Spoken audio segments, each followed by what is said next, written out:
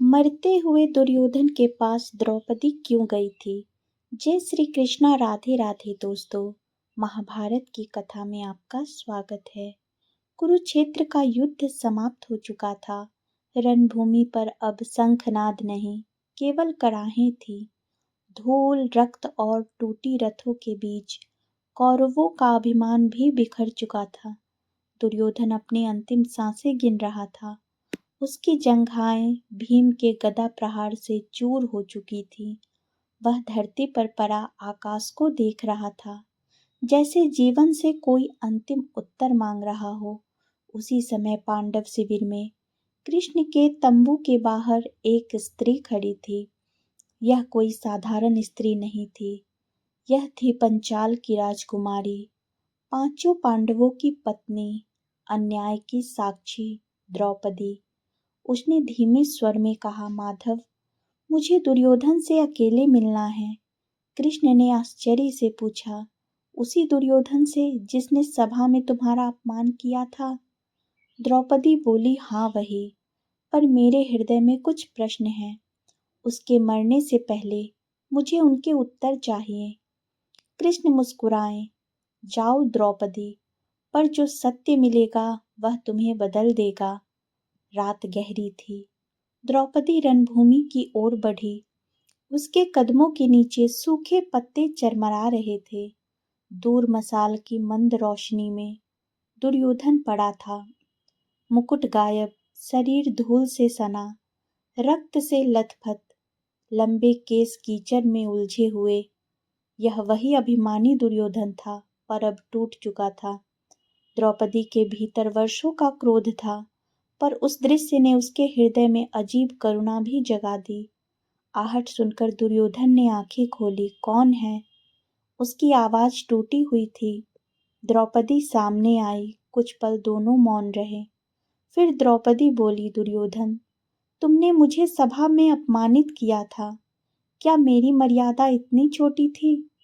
दुर्योधन की आंखें झुक गई। हाँ, मैंने अपराध किया, पर वह मेरा अहंकार और आहत आत्मसम्मान था। जब तुमने मुझे अंधे का पुत्र कहा, मैं भीतर से जल गया था।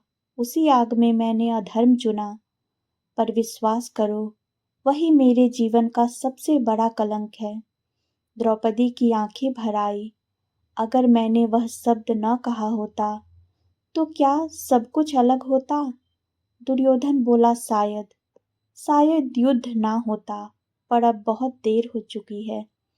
कुछ क्षण बाद उसने भारी स्वर में कहा, जिस चौसर में हमने तुम्हें जीता था, वह धर्म का खेल नहीं था, वह छल था। वे पासे साधारण नहीं थे। मेरे मामा शकुनी ने अपने परिवार की हड्डियों से बनाए थे। हस्तिनापुर ने उन्हें कैद कर भूखा मार दिया था, लेकिन शकुनी बचा। उसने प्रतिशोध की शपथ ली। वे पासे उसकी इच्छा से चलते थे। हम सब उसके बदले के मोहरे थे। द्रौपदी स्तब्ध रह गई। इतने वर्षों का रहस्य आज खुल रहा था। दुर्योधन ने सिर झुका दिया। मरने से पहले बस एक विनती है, मुझे क्षमा कर दो। द्रौपदी बोली, क्षमा केवल मेरा अधिकार नहीं, उन सभी स्त्रियों का है जिनका अपमान हुआ है। तुम्हारा अपराध बहुत बड़ा है दुर्योधन। इतना कहकर वह लौट आई। वह सीधे कृष्ण के पास पहुंची। बोली, केशव, क्या यह युद्ध पहले से तय था? क्या हम सब किसी और के प्रतिशोध के पात्र थे?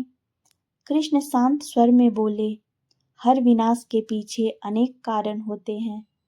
शकुनी का दुख सत्य था, पर जब दुख विवेक खो दे तो वह अधर्म बन जाता है। पासे केवल साधन थे, असली दोष उनका था जिन्होंने सत्य जानकर भी मौन चुना। धृतराष्ट्र का मौन, भीष्म की विवशता, दुर्योधन का अहंकार और सभा की कायरता, इन्होंने मिलकर यह युद्ध रचा। द्रौपदी बोली, और स्त्रियां? कृष्ण ने कहा, स्त्रियां युद्ध का कारण नहीं होती, पर अन्याय का सबसे बड़ा प्रमाण बनती है। तुम्हारा अपमान इस युद्ध का संकेत था कि अब विश्व विनाश अवश्य भावी है। समय बीता, युद्ध अपने चरम में पहुंचा, कौरव समाप्त हो गए, पर प्रतिशोध की आग अभी शेष थी। अश्वत्थामा क्रोध में अंधा होकर रात में पांडव शिविर में घुसा और सोते हुए सैनिकों का वध कर दिया। फिर उसने ब्रह्मास्त्र उठाया पांडव वंश को जड़ से मिटाने के लिए। उसने वह अस्त्र उत्तरा के गर्भ की ओर छोड़ दिया, जहां अभिमन्यु का अजन्मा पुत्र पल रहा था। यदि वह मर जाता तो पांडव वंश समाप्त हो जाता। आकाश कांप उठा, ऋषि भयभीत हो गए। तभी कृष्ण आगे बढ़े। उन्होंने कोई अस्त्र नहीं उठाया, वे स्वयं ढाल बन गए।